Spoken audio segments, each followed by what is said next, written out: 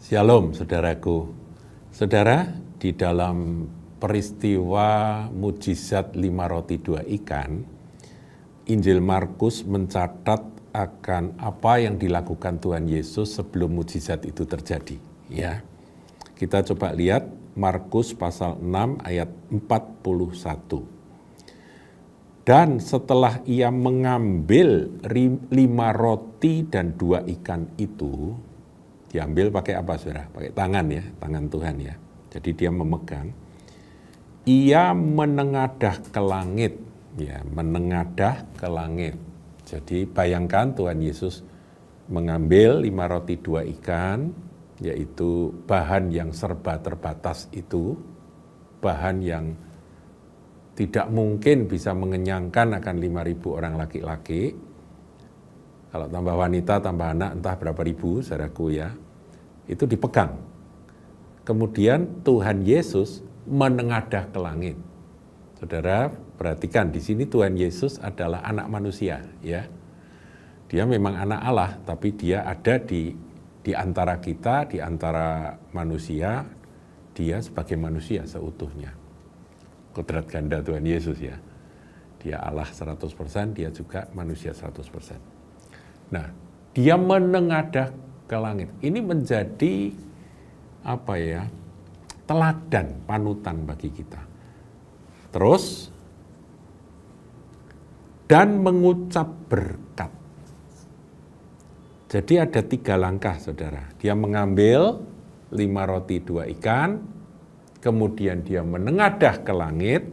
Kata langit itu surga, Uranos, saudaraku ya. Jadi bahasa Yunaninya langit itu sama dengan surga. Di mana Bapa tinggal, begitu ya. Di mana kuasa tak terbatas itu ada. Di mana sumber tak terbatas itu ada di sana. Tuhan menengadah. Tuhan Yesus menengadah. Kemudian dia mengucap berkat pada sesuatu yang serba terbatas ini.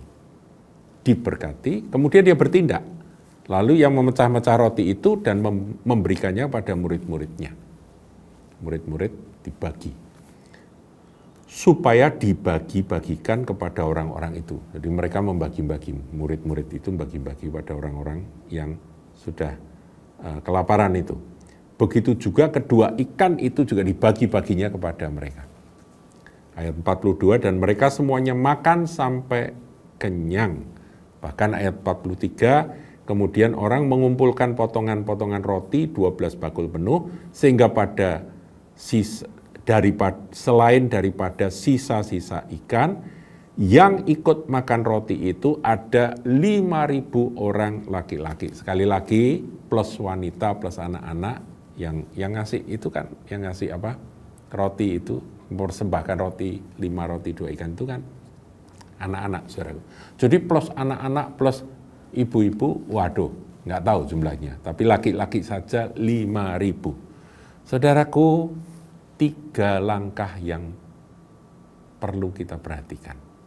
Yang pertama, ia mengambil 5 roti dan 2 ikan itu. Ya, jadi ini dulu ya. Di mana? Di tangannya itu. 5 roti 2 ikan. Kemudian ia menengadah ke langit. Nah, menengadah ke langit ini perlu saudara ini apa? Fahami, itu bukan sekedar action ya, wah lihat ke atas begitu, bukan. Tapi mata rohani itu dibuka. Tuhan Yesus melihat apa yang tidak bisa dilihat oleh mata jasmani. Mata iman dari Tuhan sebagai manusia saat itu menembus sampai ke Uranos, sampai ke surga.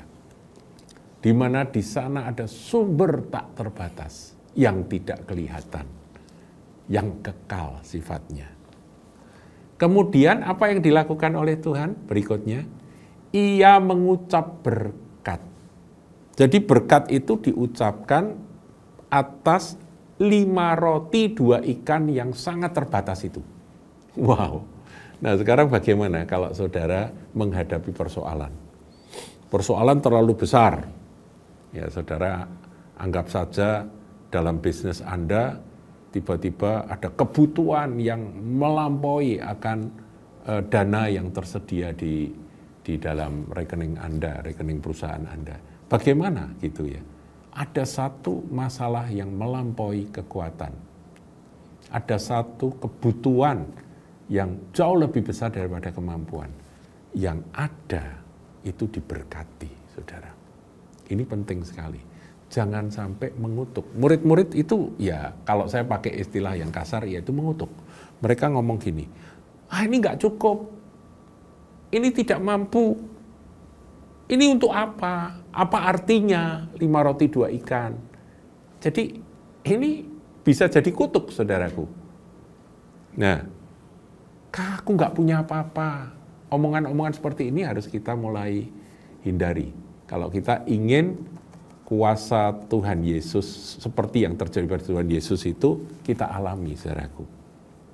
Nah, kata menengadah itu ya, saudara, itu dalam bahasa aslinya. Kalau saudara teliti dalam bahasa aslinya, saya catat di sini, anablepo. Itu artinya melihat lagi. Jadi untuk hal-hal rohani itu seringkali kita bisa melihat, tapi seringkali kemudian teralihkan kepada hal-hal jasmani. Nah, di tangan Tuhan itu ada hal jasmani, dia lihat 5 roti 2 ikan, tapi dia melihat kembali ke sorga.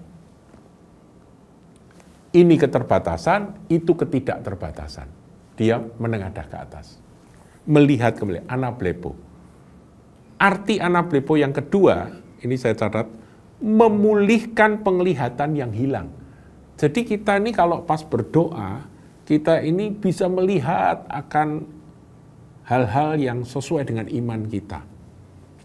Jadi mata iman kita dibukakan, Tuhan aku percaya kuasa-Mu. Wah, itu begitu kita bisa, seakan-akan kita bisa melihat akan kuasa tak terbatas, kekayaan tak terbatas, ya pemenuhan kebutuhan tanpa batas, kita bisa yakin. Tapi itu akan hilang, saudara. Saudara perlu kembali ke sana, melihat lagi. Ya, jadi penglihatan yang hilang itu harus dipulihkan. Nah, ini yang kita sebagai anak-anak Tuhan harus latihan. Latihan nyambung ke sorga, melihat kembali ke surga, anablepo. Nanti begitu kita melihat keterbatasan, ya kita ciut lagi. Mata kita tertuju pada keterbatasan. Tapi begitu kita menengadah ke atas, anablepo, kita melihat ketidakterbatasan. Sumber yang tak terbatas. Setelah itu apa yang dilakukan, saudaraku? Berkatilah yang terbatas itu. Dan setelah itu, ya sudah, bekerjalah seperti biasa. Seperti ya kalau membagi makanan, ya gini caranya dipecah-pecah. Dan disitulah mujizat itu terjadi, saudaraku. Coba kita lihat sekarang Efesus 1 ayat 3. Ini apa yang ada di sorga itu dicatat di dalam Efesus 1 ayat yang ketiga. Saya bacakan ya, saudaraku ya. Baca sama-sama. Terpujilah Allah dan Bapa Tuhan kita Yesus Kristus yang dalam Kristus. Saudara dalam Kristus atau tidak? Kalau saya, Anda dalam Kristus, maka kita ini telah dikaruniai. Yang dalam Kristus telah mengaruniakan kepada kita segala berkat rohani yang hanya bisa dilihat dengan mata rohani.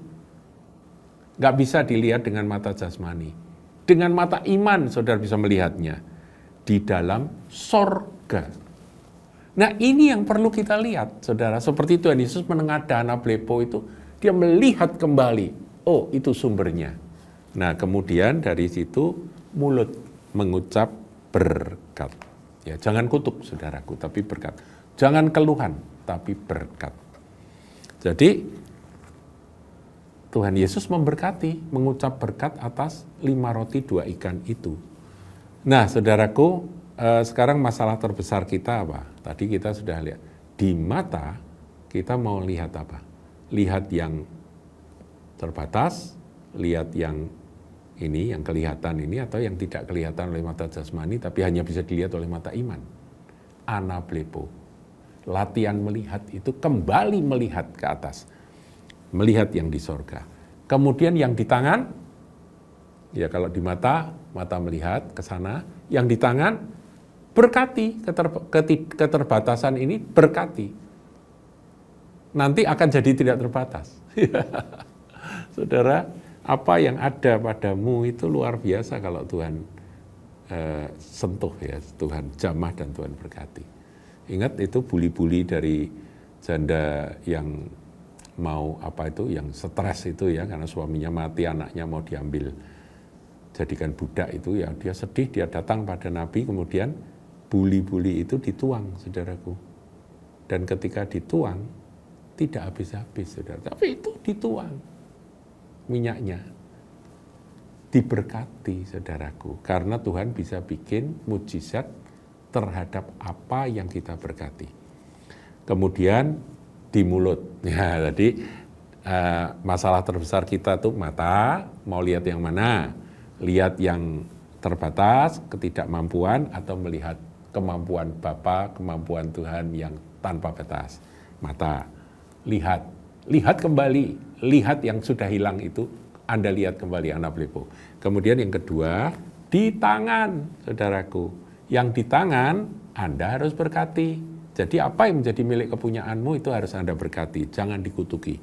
Kemudian mulut harus mengucap syukur. Dan itu saja, saudaraku. Nanti bukan masalah besar kecilnya sumber alamiah, tapi bagaimana Anda bisa nyambung kepada sumber yang tanpa batas, yang surgawi. Haleluya. Kalau sumber alamiahnya itu 200 dinar tidak cukup itu ya, saudaraku ya. Tapi kalau sumber yang dari surga, 5 roti 2 ikan mengenyangkan 5.000 orang laki-laki saja, bahkan sisa 12 bakul. Wow, ini Alkitab, kita harus praktek seperti Tuhan Yesus. Kadang-kadang persoalan yang Anda hadapi hari ini, itu Tuhan izinkan untuk saudara ngalami apa yang tertulis di dalam firman ini. Tuhan Yesus memberkati.